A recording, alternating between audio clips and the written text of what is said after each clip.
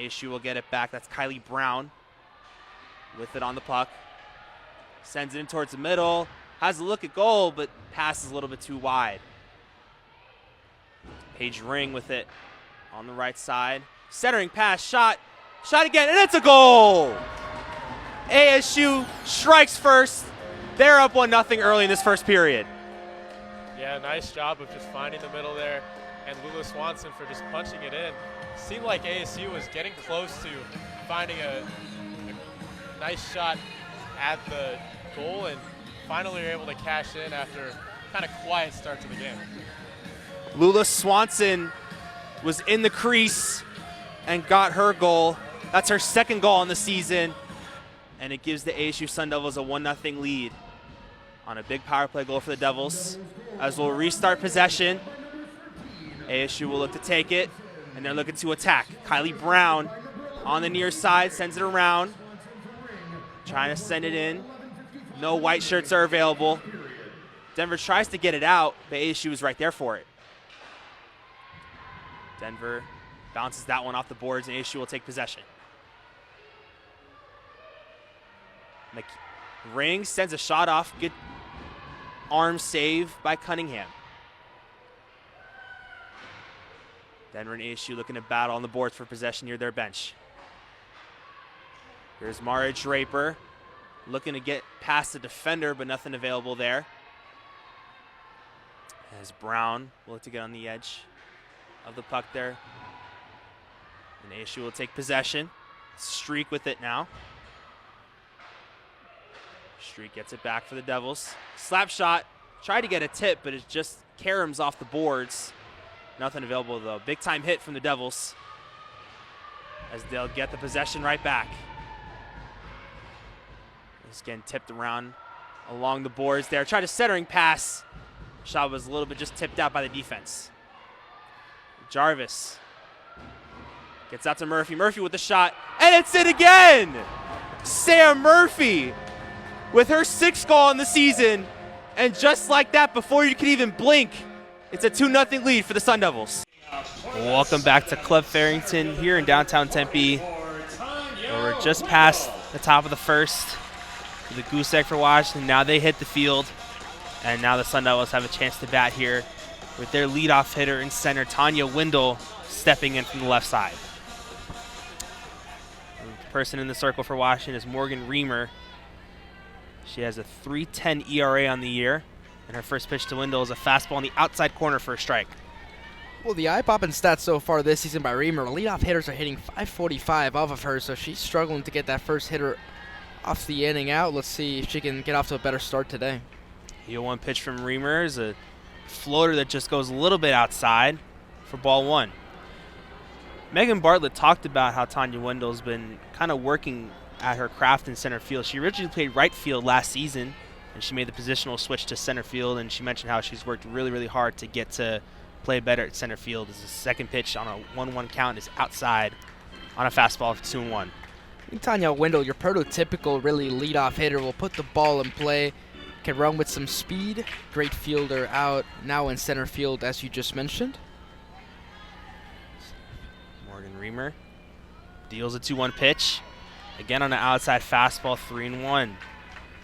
The infielder making sure, infielders around her making sure that she's all good. Kind of getting her back in the zone a little bit. As Reamer steps back, and she will deal the 3-1 pitch. Swing and a miss on a changeup. Low and inside. Looked like she swung a little bit too early. Was Wendell. And now it's a full count, 3-2. Well, it looks like she wanted to get us started with a couple fireworks in the bottom of the first. Put a little bit in that swing, but very early on it. So 3-2 count. Nobody out. Here's a pitch. Swing and a miss on a changeup. Great pitch there from Reamer to get the strikeout on Wendell. And that'll be the first out of this bottom half of the first. Well, Reamer right there goes to the off speed, gets Wendell to chase outside the zone. That is just a money pitch there by Morgan Reamer. Nasty start for her to record the first out. Second baseman Ho Ching will dig in from the right side. As Reamer deals the first pitch to Ho Ching, is ripped and foul over to the right side and out of play. Ho Ching was one of the new freshmen that came in. She's a Long Beach native, batted over 400 in her high school career. So when you have that type of talent, you know you're going to get some D1 offers, and ASU was one of them, and she decided to come here. As the 0-1 pitch is low and inside to Ho Ching as it's 1-1. Common trend I've noticed from a lot of these teams playing in these early season tournaments, a lot of freshmen are, getting their feet wet right away, and Tyre Ho Ching no different. Ho Ching digs in. Reamer comes in with the windup, swing and a miss on a high and away fastball. Looked like it touched the other batter's box in the left side. And Ho Ching still swung as it's 1-2 now. Well, so far, the ASU hitters have not been picking up Reamer's pitches very well. She's getting some chases outside the zone. We'll see if she can get her back-to-back strikeouts here to get her started. Ho Ching shows bunt. She'll retreat for the 1-2. Swing and a miss on a changeup outside for a swinging strikeout. Reamer's second straight strikeout of the day so far. 2 outs, bases loaded now. Grayson Murray stepping up to the mound for his second bullpen appearance of this series. He pitched Friday night. Pitched 1 1/3 innings, 2 hits, no runs, no strikeouts, and 2 walks on the board for Murray. And Gabe Craig, who was the closer in that game, complimented him on his strategy and really getting him the ability to finish that game on Friday night. But he's facing a deficit now with the bases loaded, 2 out, really high pressure situation, and one of the better pitchers out of your bullpen in this spot. Yeah, of course, Grayson Murray. We kind of talked about his arm slot a little bit too, and how often it kind of messes up hitters, and that's one of the biggest things too that makes him so successful is that kind of side arm slot that he throws the ball out of. That tunnel is so narrow, and when you're a hitter, that looks like the same pitch all 4 or 5 times depending on what your repertoire is. So we'll see what else Murray has in store, but he's a hard guy to face, and with bases loaded, obviously ASU wants to do some damage. There's a reason why Murray's got a 3-0 record with a 1.71 ERA on the season, and he's the ability to get out of a huge jam for this Baylor Bears team. But can't also forget who he's going up against. Josiah Cromwick, red-hot bat. We're going to get some time called here. Maybe another pitch-com issue. Sanders trying to switch out the pitch-com to Grayson Murray. Now he goes back on the bump, kind of fiddling with that ball a little bit, trying to get a good grip on it. Puts in his glove. Get some good grip. Will take a deep breath, step back on the rubber. Get himself situated. Ball at the belt. Looks at second. And he'll kick and fire the first pitch to Cromwick. It's a swing and a miss on a nice-looking slider on the outside part of the plate for a strike, 0-1. Yeah, and that slider right there, that's one of those pitches, too, that just makes hitters look foolish. And that's one of the reasons, too, why Murray's so good at what he does, because that arm slot looks the same, too, for a fastball. 0-1 pitch is a hanging slider down the middle that just gets nubbed off the inside part of the plate and trickles to the first base dugout of ASU, 0-2. Yeah, and again, right there, you saw him change up pitches, and again, it looks like it's coming out of the same spot. As a hitter, you try to judge the angle of the break, but with Murray, you're just trying to wait and see where it lands. Murray deals the 0-2 pitch, sinker, gets nubbed off again for a foul ball, so we'll keep it here at an 0-2 count. So Cromwick really starting to swing it early, not being as patient as you would like to be, so we'll see what his approach is on this 4th pitch for Murray. Once again, bases loaded, 2 outs. Top of the 7th, 4-2 Sun Devil lead. Here's the 0-2, and that ball gets lifted straight up in the air and out of play, foul. And luckily for Cromwick, that one goes into the stands. Could have been a pop-up and ended the inning, and that's not what you want to do here if you're the Sun Devils. Again, just really trying to put up some offensive runs. Now Cromwick staring down a huge opportunity in this game for the Sun Devils. 0-2 count, 2 outs. Here's the pitch. Swinging a high, deep drive out to left field. Back it goes to the track, to the wall, and it gets off the wall. 1 runner scores. 2 runs score.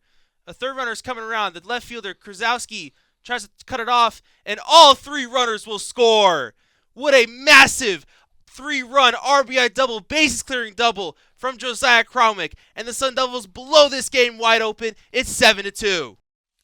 Welcome back to Bill T. Austin radio station here in downtown Phoenix. Rome Katie Lachlan McTagg here with you.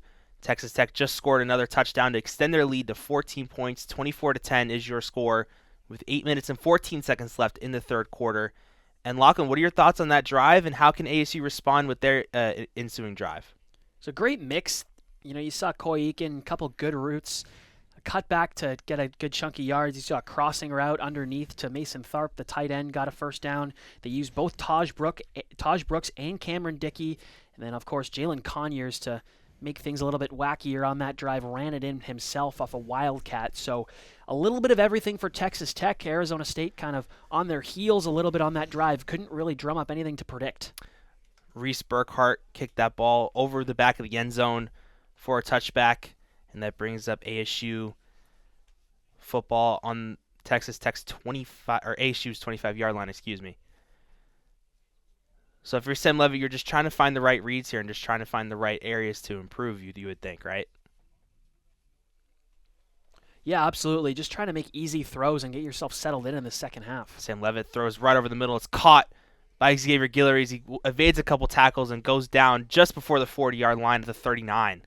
So like we just said right there, another 14-yard pass from Levitt to Guillory, just finding those short plays and getting them involved in another methodical drive. Yeah, and Guillory did a really good job there of Texas Tech was playing zone, and it was just a quick throw, and he got yards after the catch, and I've been really impressed with Guillory this game. Scadaboo moves to Levitt's right.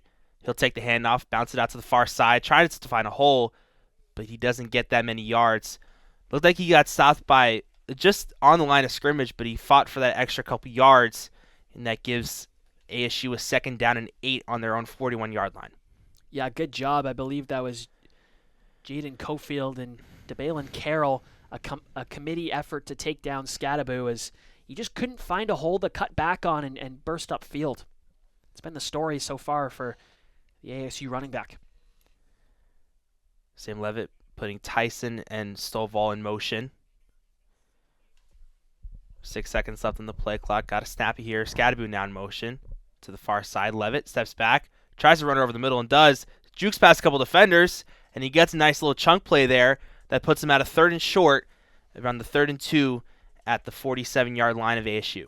Boy, the confidence. You don't see many QBs trying to run at number 10, 6'1", 230-pound junior linebacker Jacob Rodriguez, but he takes a shoulder. He's taken a few hits in this game, but boy, it's been how he's been responding after taking those hits. That's a big confidence booster for your QB. And that's been the MO for his entire year. Even though he makes those run plays, he always bounces back up after those big hits. Levitt takes a snap, runs it himself, tries to get an option play, dives for the first down, but it looked like he was short as his knee fell before the ball did. And Brendan Jordan was there pressuring on the edge. I think he got a little bit of Levitt's legs. But we'll see as he was blocking. And Levitt leaped forward to try and maybe extend it a little bit, but it looked like his knee was down just short, so it'll be probably 4th and inches upcoming. Yeah, very much 4th and inches. And Kenny Dillingham electing to go for it on 4th down in their own territory. Playing with nothing to lose here. In a bunch formation, Sam Levitt. Play action pass, rolls to his right, pressure coming, tries to get the first down, and he stopped.